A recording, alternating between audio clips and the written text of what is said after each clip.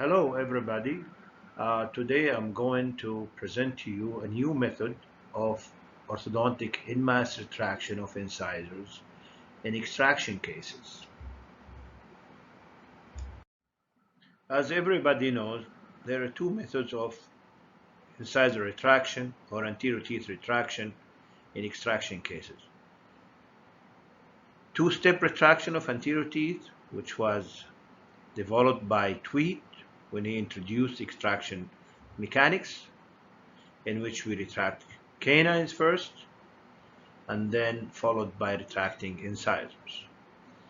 The other method is to retract anterior teeth from canine to canine using en-masse retraction. Whether we do it, both methods actually, we can do that either by sliding or T-loop application or T-loop retraction. Here in this slide you can see how we do the two-step retraction. We retract first the canines and then retract incisors.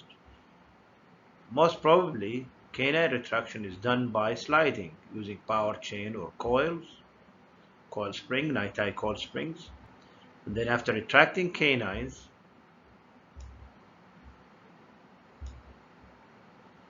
retract the canines first. And then after retracting canines, we retract incisors from lateral to lateral, again either by sliding on rectangular heavy wire, like 1925 minimum in auto 2 slot or 1622 stainless steel in 18 slot brackets. Or we can do it using T-loop. We can fabricate T-loop mesial to the canines to retract incisors.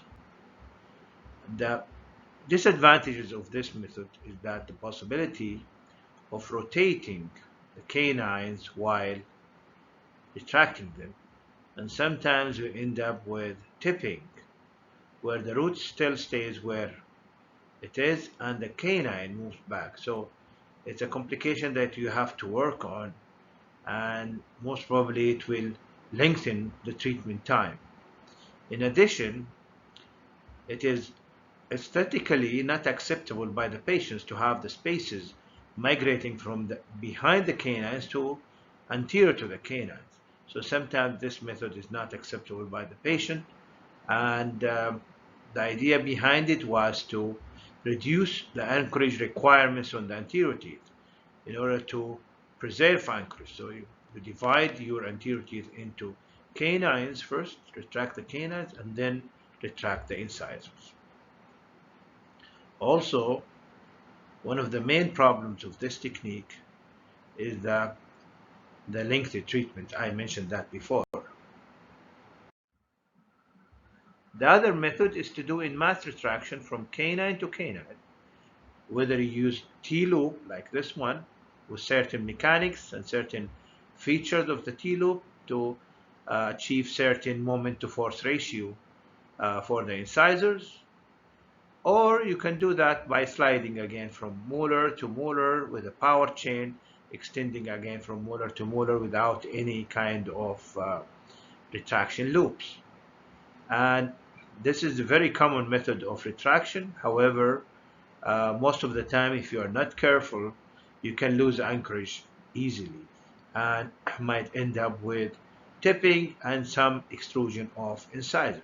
So each method has its own drawback, and at the end, it's your decision to choose which one you want to use. However, maybe it's the time now to introduce new method to overcome all these complications that could happen using either one of the two methods. So recently we published an article in Angle Orthodontist. It was in March 2020, the effect of piezo-surgeon corticalotomy on en-masse retraction, which was a randomized controlled trial. The first author was Dr. Abdukareem Hatroom, and he did that during his master program, and this was his thesis. And in the presence of other friends, Dr. Khalid Zawawi, Professor Khalid Zawawi, and others from different departments, Dr. Ghassan Turki, and Dr. Reem Al Ali, and Dr. Hanadi Sabban. and also the periodontist was Dr. Talal Zahid. So briefly, what we did in this method, that we did en-masse retraction method, but with certain precautions to overcome the possible complications or the common complication that we expect when we do just conventional sliding en-masse retraction. So when we do sliding en-masse retraction, we expect the incisor to tip. It's difficult to control the root position. It's difficult to achieve bodily movement from the beginning. So this also lengthens treatment time. And also, there is high possibility of losing anchorage, and final, due to sliding, we might compromise our results due to the friction, the high friction that we expect when we retract incisors. So what we did, in this method, we proposed the use of bidimensional brackets, in which posteriorly you use 0 to 2 slot brackets, and anteriorly you use 18 slot brackets. When we do en-masse retraction, we use 1825 مثلا 1825 wire to retract. So anteriorly it will fill the slots completely, and posteriorly it has enough space to reduce or minimize friction. Also, to control anchorage, we propose the use of many screws between 6 and 5, and to retract along the long axis or at the level of the center of resistance of the teeth. This way we try to minimize any tipping, and we can control anchorage to the extent that we need. And finally, to accelerate tooth movement, we propose the piezo corticotomy technique, to do it on the anterior teeth without any kind of grafting. Of course, grafting we can do sometimes in some cases that really have periodontal problems anteriorly. But this was the technique that we proposed, and I think it has a room in our practice. And we did randomized control trial, clinical trial on 26 patients, and the results were wonderful. I'm going to show you one of the cases that was treated and was among the cases that were treated in this protocol. So here, just briefly showing you the abstract of the article. Again, as I told you, it's published in March 2020 in the Journal of Angular Orthodontics. So the idea was to compare the amount of en-masse retraction with or without piezo corticotomy, and to assess the type of tooth movement, to evaluate root integrity after retraction, and to record reported pain levels. So we had 26 orthodontic patients that required premolar extraction, that needed premolar extraction. Patients were divided randomly into 2 groups: extraction with piezo corticotomy group, which is PCG, and extraction only group without piezo. But in both groups, we retracted incisors using bidimensional brackets on 1825 stainless steel wire, using sliding, using coil springs. So we assessed the results by taking cone beam tomography images before treatment and just 4 months after the initiation of en-masse retraction. Why? Because we know from previous studies that the main effect of piezo can stay for up to 4 or 5 months, not more than that. So we wanted to eliminate any bias during this research. So we assessed the amount of en-masse retraction, incisor inclination, incisor and canine root resorption, and finally the pain level. The results showed that en-masse retraction was significantly greater in the PCG group, the piezo corticotomy group, compared to the control group. And it was like 4.8 plus or minus 0.57 millimeter in the PCG group compared to 2.4 plus or minus 0.33 millimeter in the control group. There was also significantly less tipping and root resorption of incisor in the PCG group. But I want just to mention to you that even the amount of tipping in both groups was significantly less, like as the one that we expect to see clinically when we do en-masse retraction. The reported pain level was higher on the first day in the piezo-surgeon corticotomy group, of course, due to the surgery done compared to the control group, and after that becomes similar in the next days. So the conclusion that we concluded was that piezo-surgeon corticotomy enhanced the amount of en-masse retraction 2 times more with less root resorption. However, because of the sample size was 12 and 11, we hope to have more, but very difficult to achieve or to continue doing randomized clinical trials with patients for a long period of time. So we need future studies to assess the long term, to see the long-term effect of this technique. So here I will share with you a case that was treated by Dr. Hatroom, and under my supervision. This is you can see a patient that has a gummy smile and incompetent lips, tear-open bite, and protrusive lips. You can see the mandible is deficient, or the chin is deficient. So the chief complaint of the patient was crooked teeth, and when she came to us, this is the intraoral picture showing here that patient has fair oral hygiene, not bad, but with badly decayed first molar, lower first molars. One lower left first molar was badly decayed, and on the right side had a very large restoration, composite restoration. You can see the open bite and the crooked teeth that the patient was complaining about.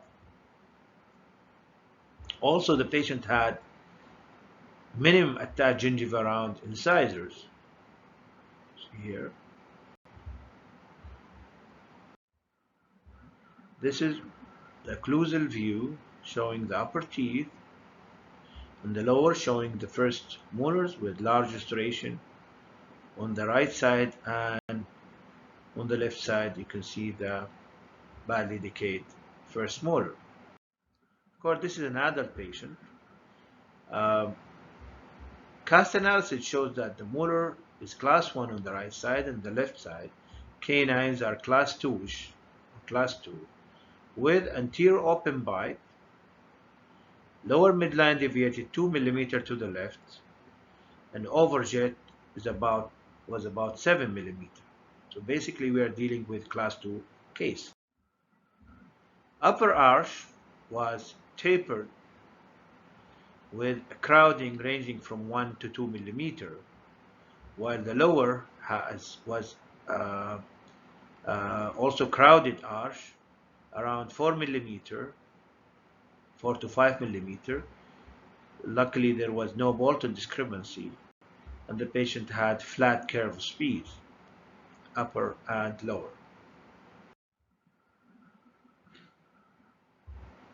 Yeah, flat curves be lower and upper flat compensating curve. So here's the panorama showing fairly symmetrical condyles, although the left side is smaller than the right little bit, and normal trabeculation of bone, and badly decayed first molars. All teeth are present, and the anterior teeth, you can see the distortion that we have in this X-ray, and you can see here the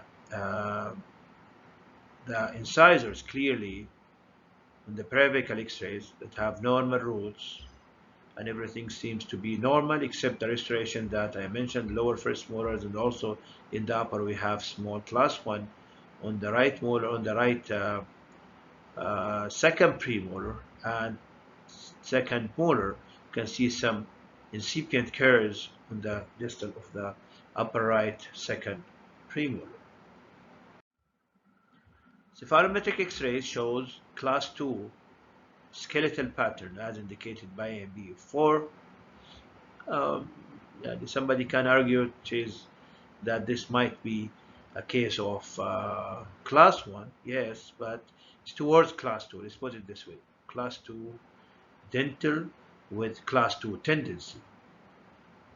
And you see the patient has retruded chin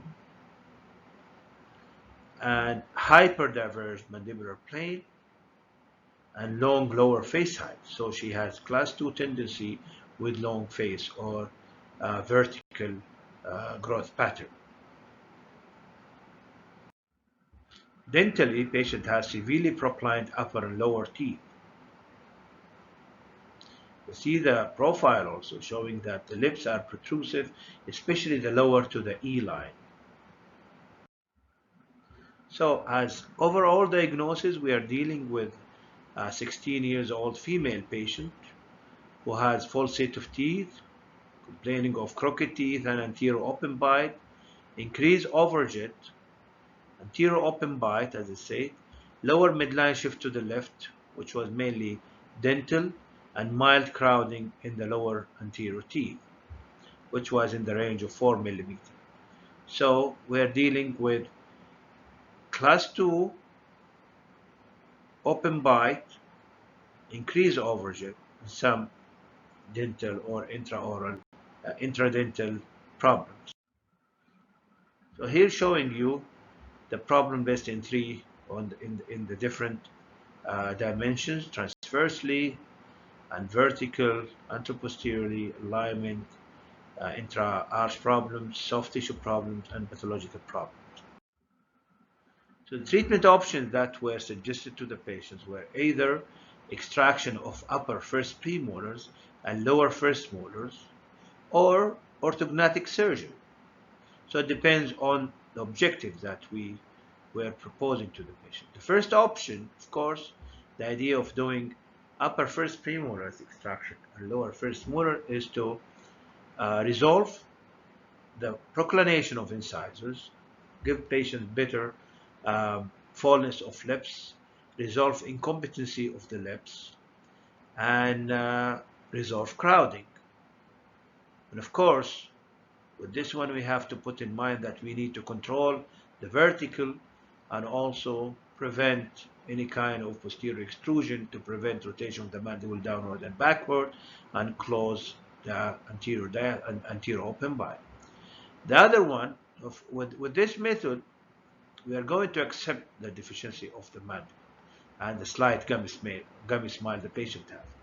The other option is orthodontic surgery, where we can address more problems.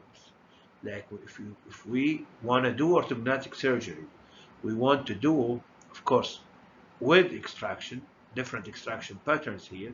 We are going to do impaction of the maxilla to resolve the gummy smile, at the same time advancing the mandible forward, and before advancing it, allow auto rotation of the mandible upward in order to reduce the lower face height, and then advancing it to resolve the mandibular deficiency.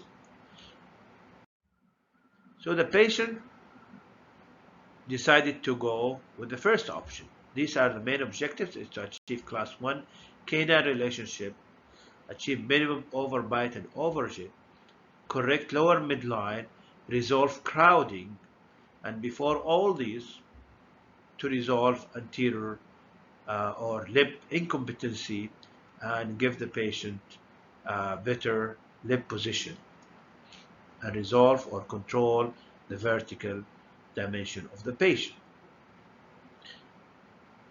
The two problems, the mandibular deficiency, was accepted because it wasn't a big issue or deal to the patient, and also the gummy smile, the idea was to control or prevent any further extrusion of incisors in order to resolve or maintain or minimize the gummy smile, or at least try to do some intrusion of incisor in order to prevent or reduce the gummy smile.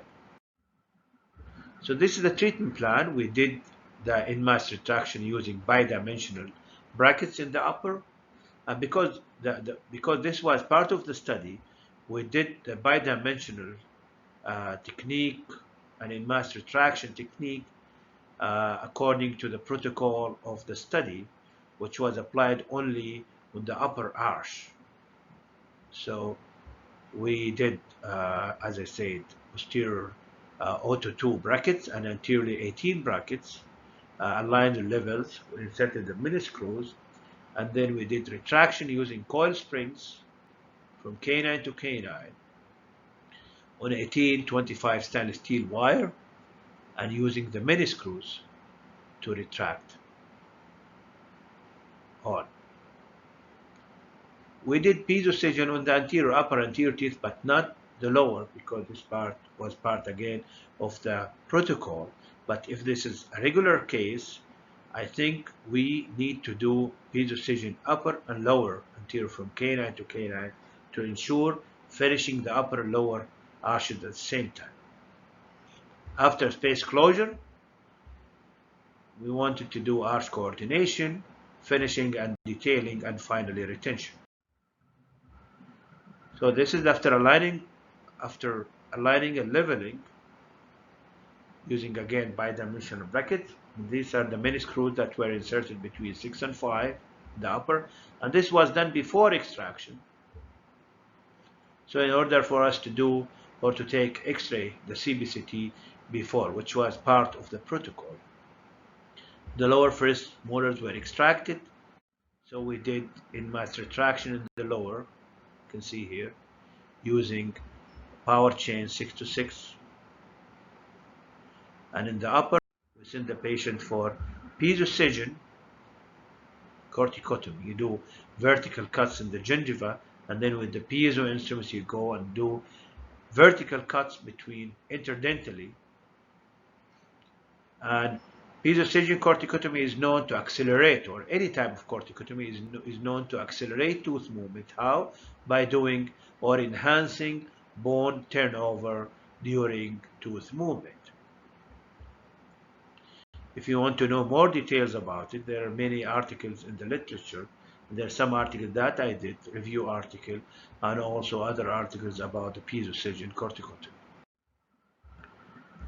So here, the en-masse retraction that we did in the upper, you can see, using coil with power arms to allow the movement or the force direction to be or the force application to be at the level of center of resistance of teeth in order to reduce or minimize tipping that might happen during en-masse retraction. You can see how nicely teeth were moved back, and the lower we continue doing the en-masse retraction from second molar to second molar. And then, because we noticed some tipping of the molars, second molars, we inserted many screws in the lower with this small springs, or brighting springs, to continue or to protract molars, because this is the amount of retraction that we needed. And then we protracted the rest of the, closed the rest of the space by protracting lower second molars forward.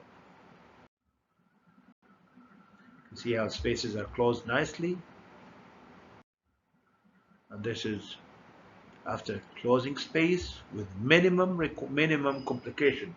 Usually when we do en-masse retraction, conventional en-masse retraction, or two-stage retraction, we expect to see a lot of complication that we work on during finishing. So usually we increase the duration of finishing in order to finish the case nicely with good ideal occlusion. But here you can see the teeth were retracted nicely with minimum complication. Then I expected the finishing to be very minimum here at this stage. And this is the patient after treatment. Solid class 2 molars, but class 1 canine. See the arches nicely aligned, spaces nicely closed, minimum overbite, overjet, very nice results. With healthy gingiva. You can see the gingiva is healthy, and the lower minimum attached gingiva was improved. So this is ideal, stable, and healthy result. This is the profile of the patient. See before and after. The profile was improved tremendously. See, the gummy smile was improved because we did some intrusion with at the end when we did retraction, we did some intrusion incisors, and also when you use mini screws during en-masse retraction, you minimize the amount of extrusion that you expect to see during regular or conventional en-masse retraction. This is before and after cephalometrics. You can see the brightening of incisors. And the lucky thing that we did not open the bite any more than the original. These are the panoramic x-rays before and after. And you can see here the space closure that we did in the lower after extracting first molars, how the second molars were moved nicely forward without any tipping. Third molars at the time of retraction were erupting, that's why they erupted, and also they erupted nicely. You can see the upper space closure was done properly, and minimum or just roundation of the roots of the lower, and see the nice parallelism of the incisors.